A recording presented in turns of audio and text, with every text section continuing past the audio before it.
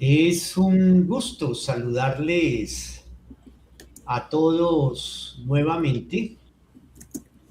Estamos muy, muy contentos, muy satisfechos del incremento y asistencia tan numerosa en el último programa. El tema de hoy, predisposición a enfermarse. Evitémoslo. Repasemos brevemente el programa anterior, el cual estuvo, como todos los demás programas, basado en las propuestas de los maestres, del doctor de la Ferrier y de su discípulo, el doctor Ferris, sustentado por ellos científica y filosóficamente, por supuesto, también con su vivencia, sus realizaciones, en el cual presentábamos la importancia de aprender a liberarnos de las sombras negativas del inconsciente, de la tendencia a negar nuestras capacidades. Eso lo heredamos mucho más especialmente de la era anterior, ya que está muy arraigado en la mentalidad colectiva. Como la queja, por ejemplo, la victimización, la culpa, pobrecita, pobrecito de mí, incapaz soy o soy muy importante. No se me ocurre nada. Como lo indica la psicología junguiana, el arquetipo conocido como la sombra, en sus aspectos más nocivos, y caer en la tendencia a que nos compadezcan. Soy un pobrecito, mira cómo estoy de enfermo, miren cómo sufro, lo cual es un apego nada menos que al sufrimiento, como lo advirtió Siddhartha Gautama el Buda 600 años antes de la llegada de la era de Piscis.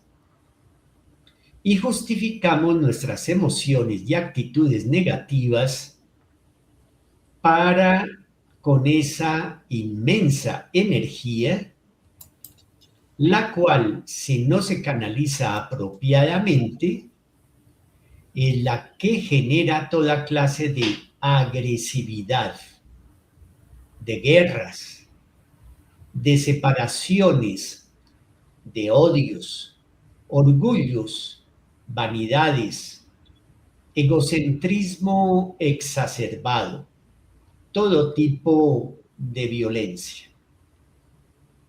Si el ser humano empieza a darse cuenta de esta ilusión, de lo superfluo y banal de todo esto, empieza a buscar la manera de liberarse de su propia atadura inconsciente y mecánica, y busca la manera de emprender la construcción de su alma espiritual, cósmica, divina, como nos recuerda el tomo primero de los propósitos psicológicos de las disertaciones filosóficas Simbología del doctor de la Ferrier, la conexión para los antiguos egipcios del alma terrena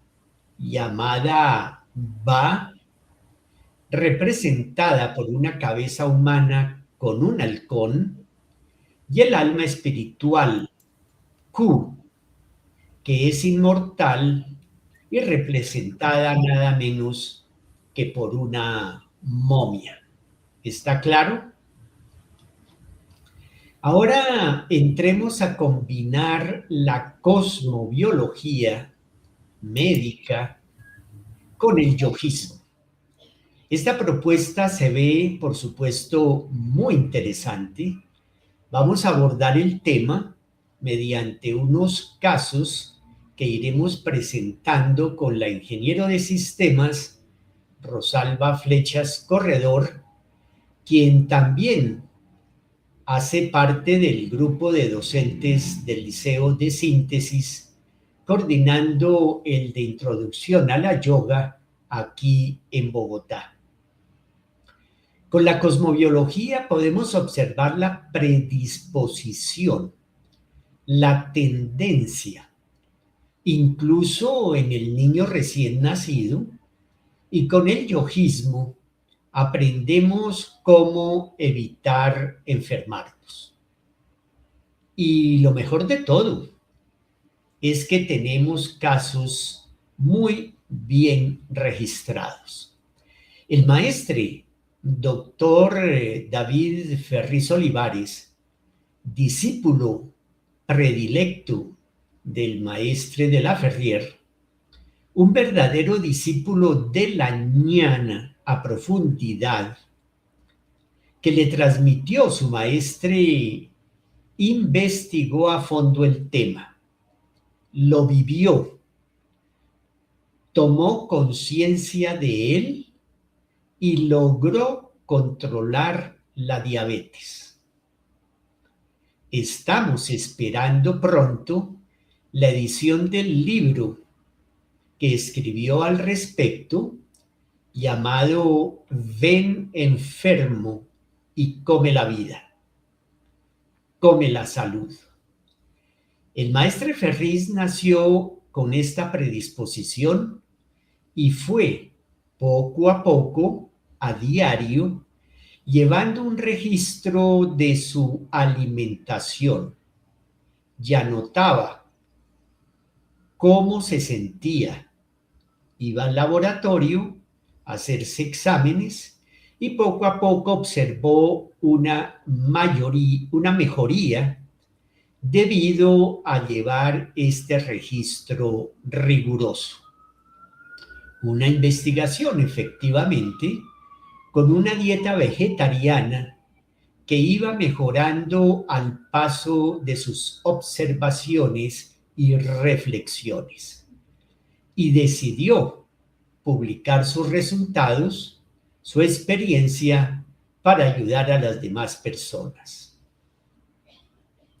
El maestre Ferriz, desde joven, había estudiado la astrología en aquel tiempo a los más destacados autores, y cuando conoció a su maestre a partir de 1953 y empezó a recibir su enseñanza y la serie de cartas que él le enviaba desde su retiro en Niza, Francia, llegó el momento de escribir la teoría científica de la cosmobiología, que publicó en 1976 con el respaldo de la Rectoría de la Universidad de Trujillo en el Perú, donde presenta una serie de métodos, de investigaciones, de pautas para el estudio de la enfermedad,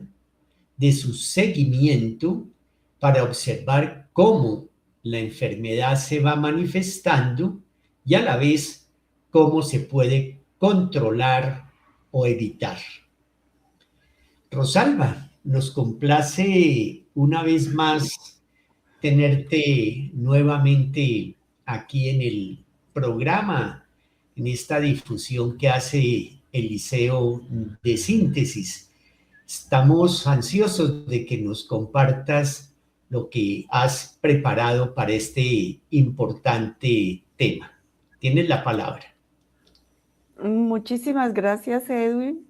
Un saludo muy especial a todos los asistentes. Qué tema tan interesante, Edwin, y me alegra que lo hayamos continuado, pues hay mucha gente interesada justamente en controlar muchos aspectos de su salud.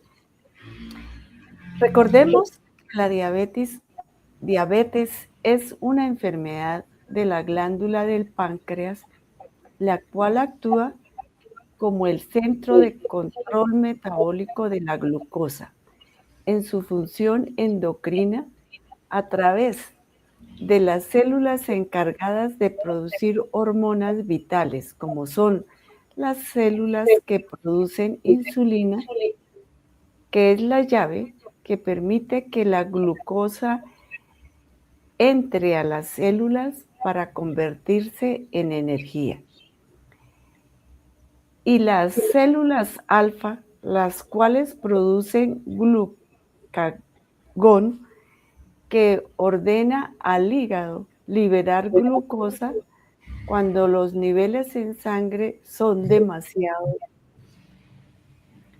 Recientemente se ha comprobado por investigaciones que los planetas Júpiter y Venus están principalmente asociados con el páncreas. Júpiter es el regente principal del páncreas en su función exocrina y metabólica. En cambio, Venus se asocia con el sentido del gusto y el procesamiento de los azúcares, rige el equilibrio químico y la búsqueda de placer a través de la comida. Algunas personas tratan de compensar la falta de afecto consumiendo alimentos dulces y a la vez carbohidratos. El yojismo aparece, como ya lo hemos presentado en anteriores programas, cuando la persona decide superarse, salir de su zona de confort, de sus apegos constantes a la negación, sobre todo como el no puedo, no quiero, yo no, nunca podré, es que soy así, es que no me quiero, pobrecito de mí. No nací para eso, ni para aquello.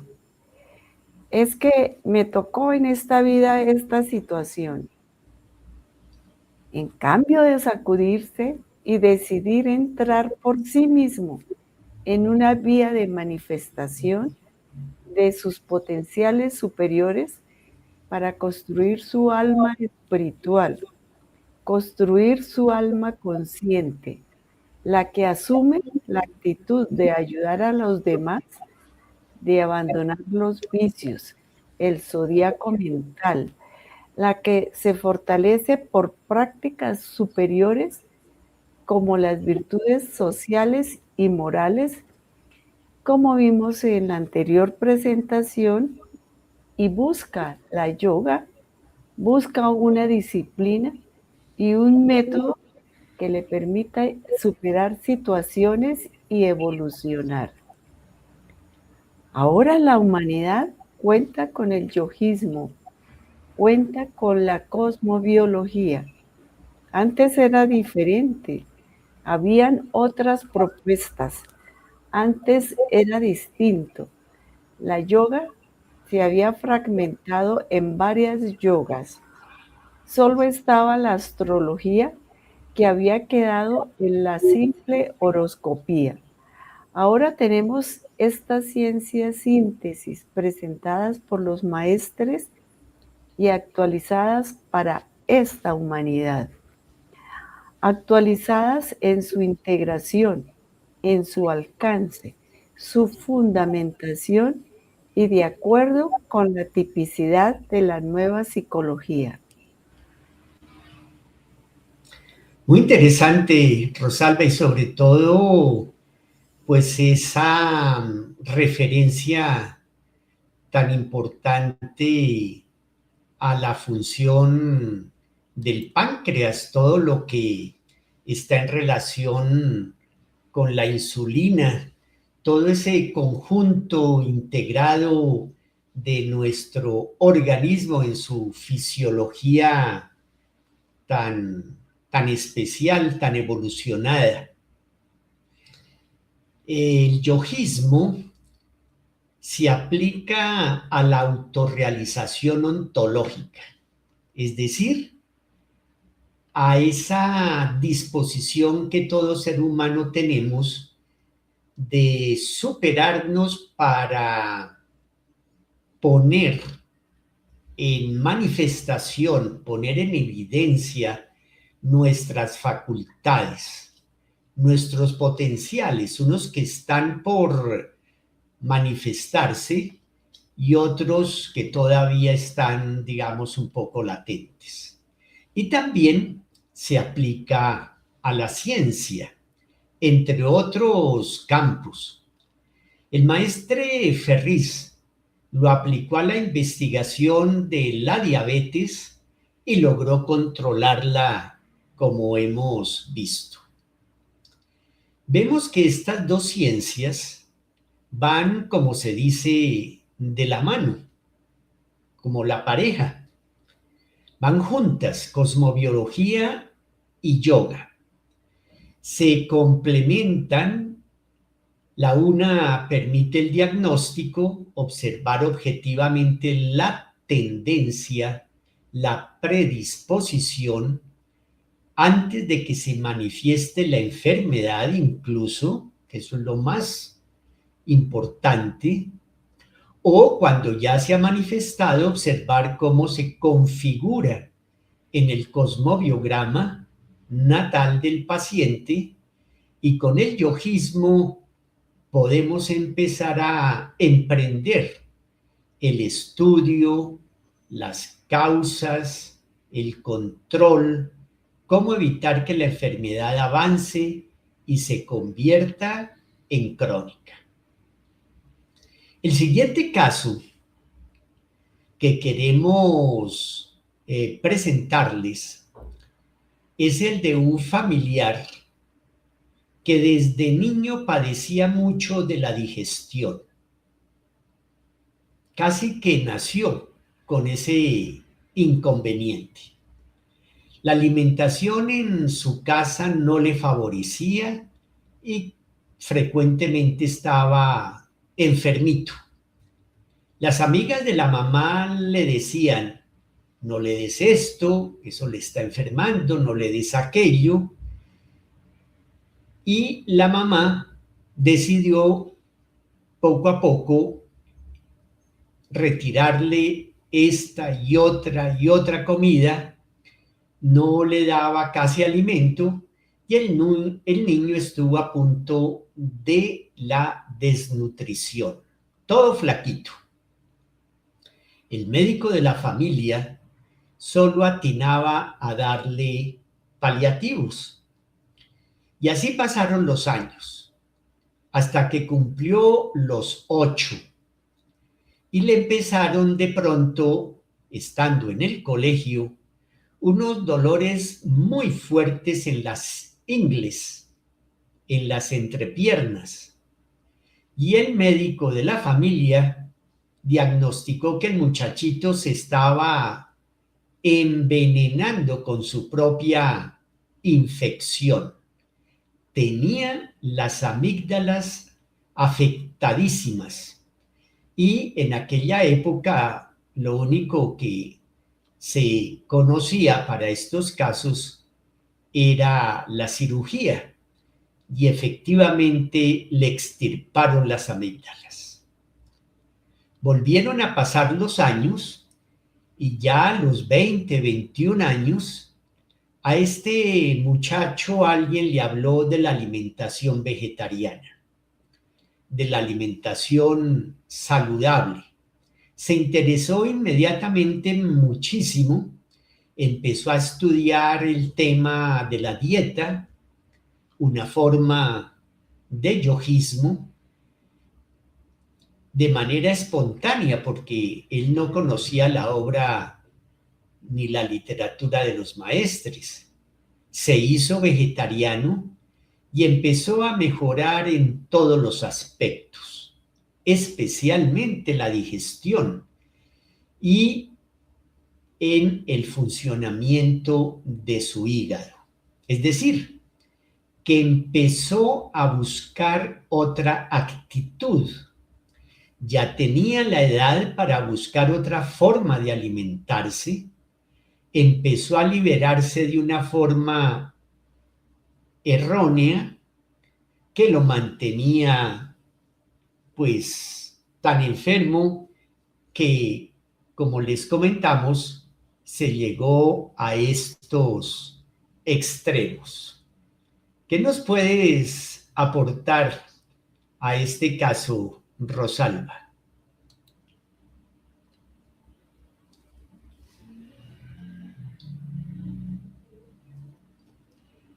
Tienes que encender tu micrófono. Perdón. Bueno, el niño se dio cuenta que lo que le había enfermado desde niño había sido el consumo de carnes animales y la ingesta de alimentos hechos a base de harinas refinadas llamadas blancas. Pues de niño comía mucho pan blanco al desayuno y en las tardes. Eso le había generado la afección a las amígdalas.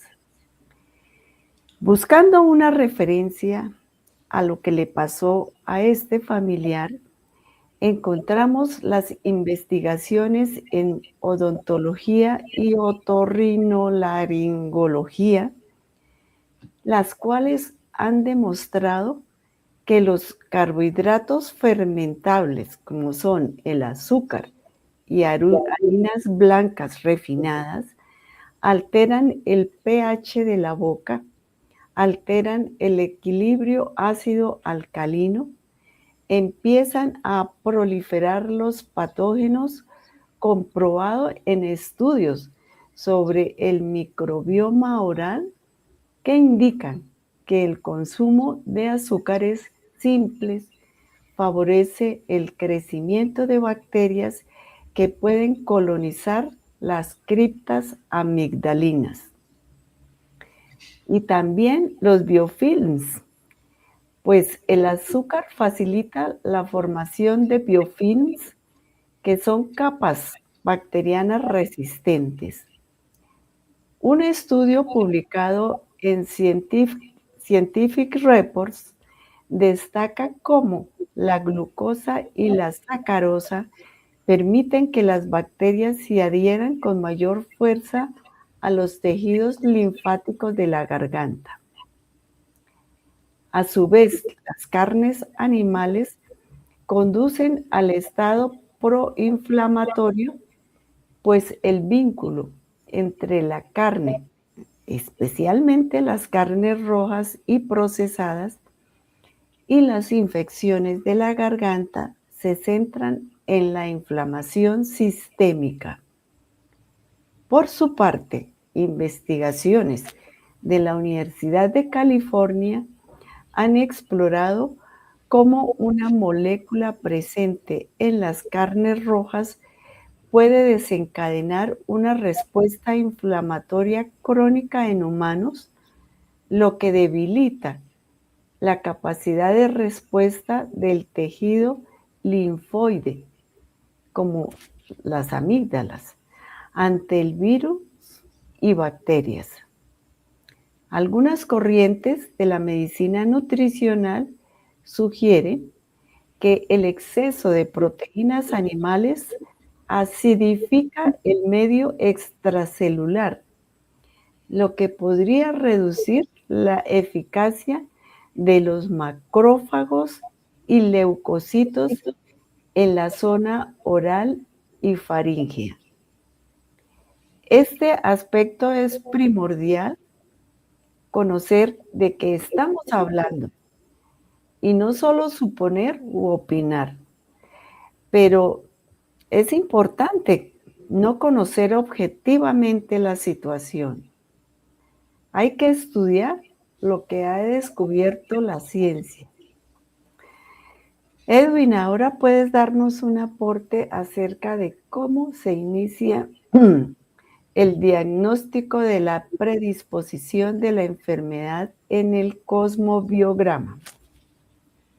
Sí, Rosalba, entremos entonces ya a un aspecto más preciso en cuanto a la observación del cosmobiograma. Solo vamos a hacer una breve introducción. Aquí tenemos el cosmobiograma de este familiar que desde niño pues ya padecía una serie de molestias en su digestión. Primero que todo, centrémonos aquí en el eje del sector número 6. Es el sector en el cosmobiograma que tiene que ver con el ambiente laboral y también con el ambiente de la salud. Y ese eje, si ustedes alcanzan a observar, está ya a los finales del signo del cangrejo, un signo regido por el elemento agua y que está, por lo tanto, vinculado a la salud como tal y en especial a la digestión, a todo lo que es la alimentación.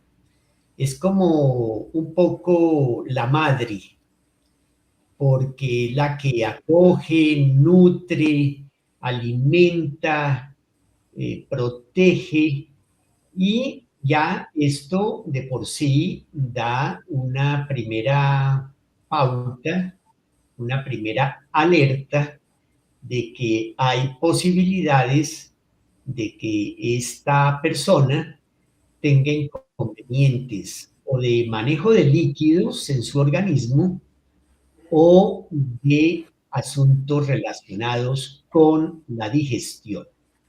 Entonces, ¿qué hacemos? Este es el factor inicial general, es como el potencial.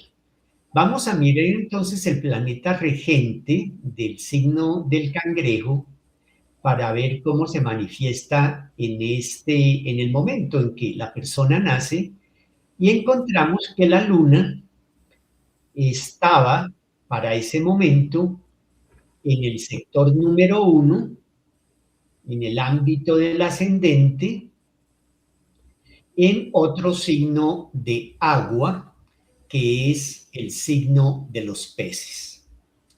Entonces ya nos indica una situación difícil en el campo de la digestión, ambigua, confusa por el signo en el que se encuentra, con tendencia a que se generen problemas delicados en el sistema hepático. Efectivamente, esta persona tuvo serios inconvenientes con el hígado, con las vías biliares, y ya de por sí entonces tenemos una primera indicación precisa al respecto. Pero además queremos observar que el ascendente de este familiar, cuando nace, se encontraba en los finales del signo del aguador, que es un signo de aire, y su planeta regente, que es Urano, también Saturno. Urano, primero que todo, al observarlo, lo encontramos de nuevo en el signo de el cangrejo a finales del sector 5.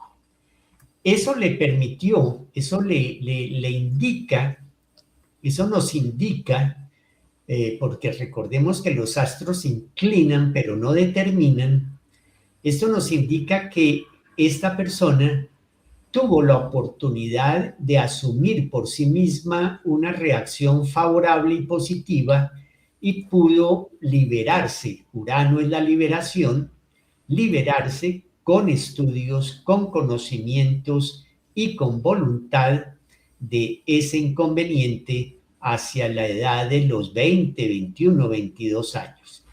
Entonces, esta ya de por sí una primera, digamos, un primer caso que queremos compartirles, donde ustedes pueden ver ya efectivamente cómo procede inicialmente el diagnóstico. Por esta razón, el esoterismo nos coloca ante una de las grandes preguntas, como la esfinge ante la cual llegó Edipo. ¿De dónde vienes? ¿Cómo estás ahora? ¿Hacia dónde vas? Que puede ser aplicado eh, prácticamente en el estudio del cosmobiograma. El cosmobiograma nos ayuda en este sentido. Y también es conveniente advertir que tenemos aquí el factor predisponente.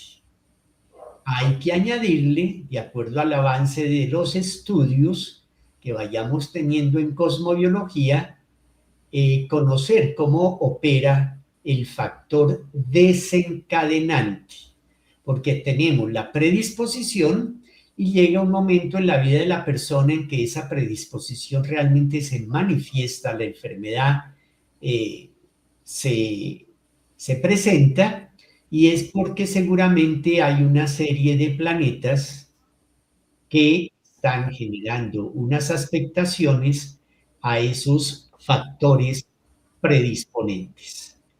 Muy bien. Entonces, la importancia de que todos los estudiantes de cosmobiología empiecen a hacer una casuística, así sea entre sus familiares, en casa, con compañeros, con amigos.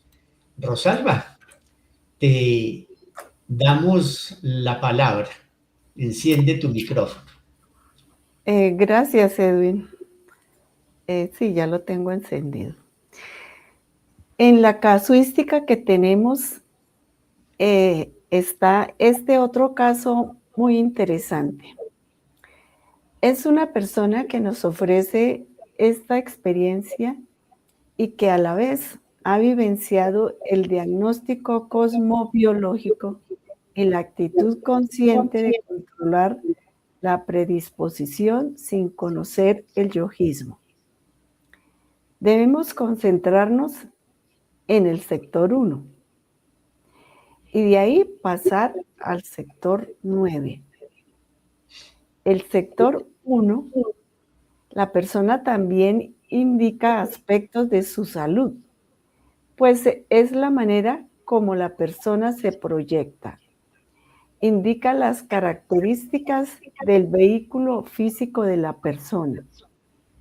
La cúspide del ascendente está a los 22 grados del signo zodiacal de los Gemelos, lo cual indica desde el punto de vista anatómico y fisiológico todo lo que regula la movilidad, como son las piernas, brazos, boca, cuerdas vocales y los oídos. Y sus intereses, ¿dónde está su interés? Su planeta regente es Mercurio, el cual se encuentra en el signo de los peces, en exilio, es decir, en condiciones difíciles para la comunicación debido a que se encuentra en un ambiente de aguas profundas donde siente que le falta el aire y se puede ahogar. Y a su vez recibe la carga de Saturno que le genera más dificultad. Si bien sus intereses buscan ahondar en las profundidades. Recomendemos que el signo de los peces da tendencia a la generación de infecciones por el elemento acuoso. El asunto comienza cuando en los primeros años iba a presentar un trabajo en el colegio y le ganaba el pánico escénico, la timidez y llegaba al punto de hiperventilar. A su vez comenzó con inconvenientes de otitis, infecciones del oído, y como tiene el sector 6, el de la salud en Escorpión y Marte de nuevo en los peces, los diagnósticos médicos pueden ser erráticos, lo que efectivamente sucedió, y por este diagnóstico erróneo se le reventó el tímpano de uno de sus oídos. Bueno, afortunadamente la reconstrucción del tímpano fue exitosa.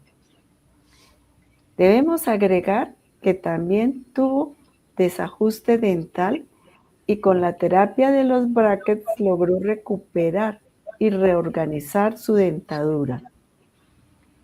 Esta persona afortunadamente nunca ha fumado, lo cual reduce la molestia de la tendencia.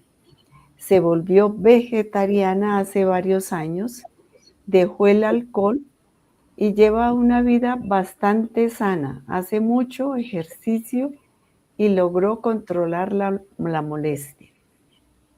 Obviamente usa tapones para los oídos. Tiene que cuidarse del frío de los ambientes, de vapor y de cuidarse cuando entra a la piscina o al mar. Con frecuencia se manda a hacer revisiones médicas de los oídos. Bien, Edwin, este tema es propio de esta era acuariana, de esta nueva psicología de estudio, de investigación y de vivencia, de previsión para evitar la degradación. Considero que podemos pasar a las conclusiones. Sí, Rosalba, muy interesante el caso que nos acabas de presentar, pues muy diciente, clarísimo, especialmente tan objetivo, tan preciso, y entonces vemos que, claro, así como podemos conocer previamente la tendencia a una enfermedad o abordarla una vez que ya se haya manifestado a través del estudio cosmobiológico, cómo nos ofrece pues tan especiales índices para poder entender cómo se va desenvolviendo y cómo podemos recurrir a hacer ajustes en algo que definitivamente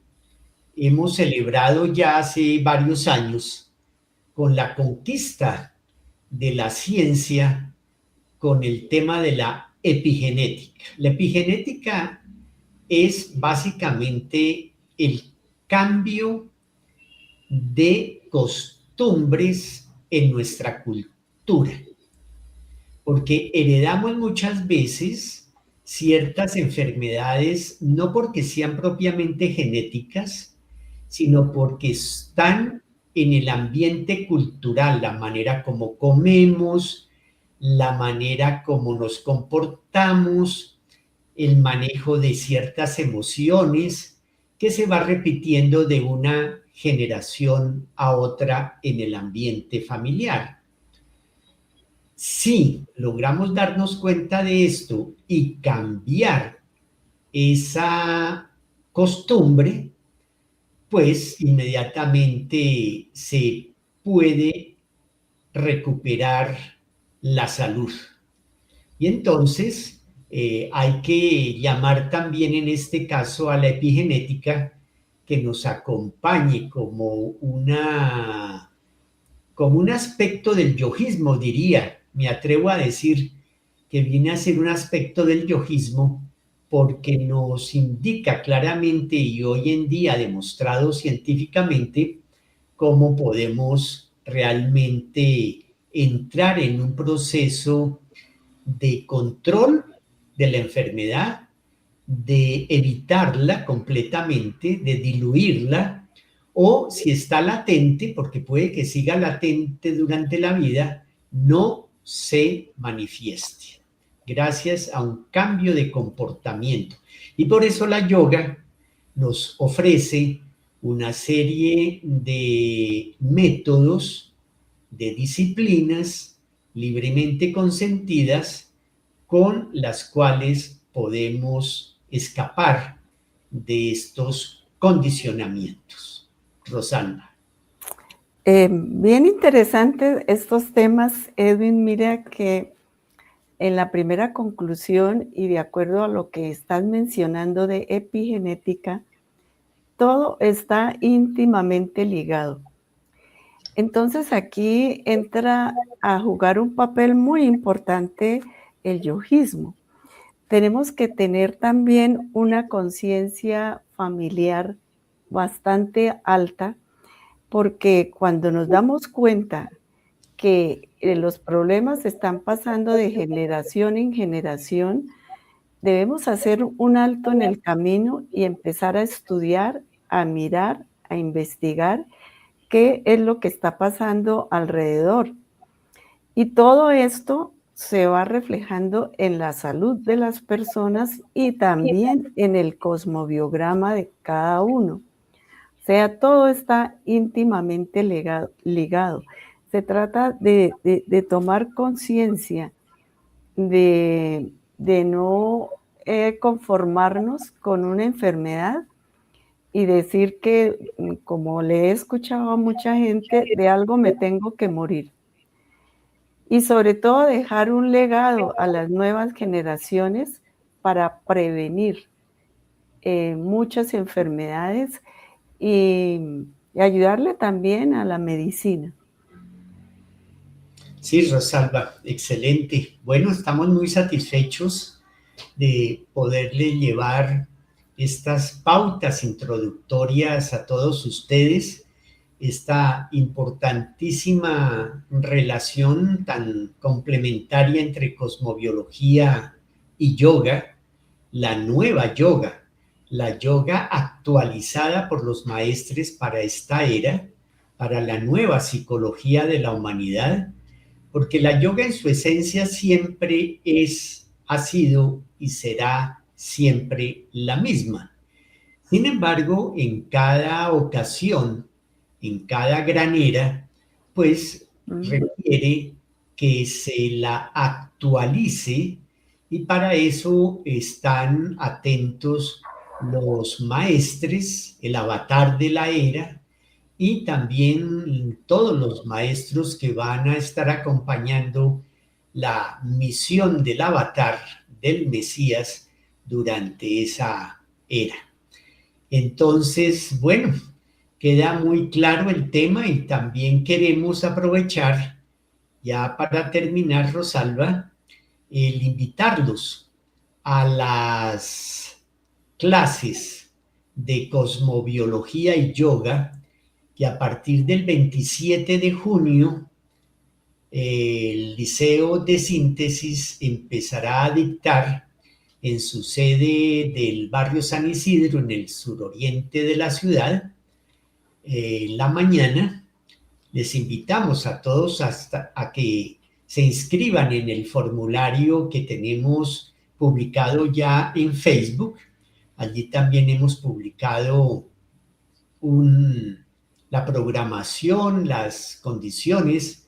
Entonces ya te damos finalmente la palabra para tu despedida, Rosalba. Muchísimas gracias, Edwin, por invitarme a participar en estos espacios y a todos les deseo una feliz tarde. Muy bien. Bueno, además estos cursos presenciales de cosmobiología y yoga no tienen ningún costo económico.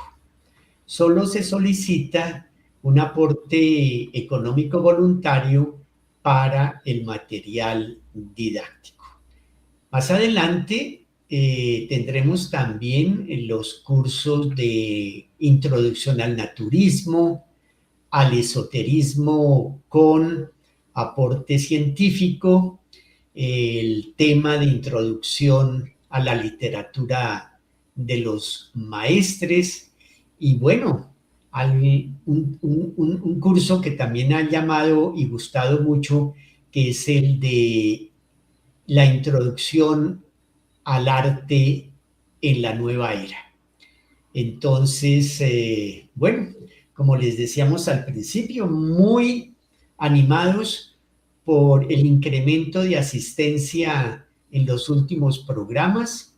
Entonces, ojalá continuemos pudiendo ofrecerles estos derroteros de nuevos conocimientos para el bienestar de cada uno, del bienestar de la familia, de los compañeros, de los conocidos, para que logremos entre todos sumar nuestras voluntades y crear esa edad de oro tan esperada que solo se logra con el aporte de un buen número de seres decididos a ayudarse los unos a los otros. Hasta la próxima. Que estén muy bien. Felicidades. Feliz día.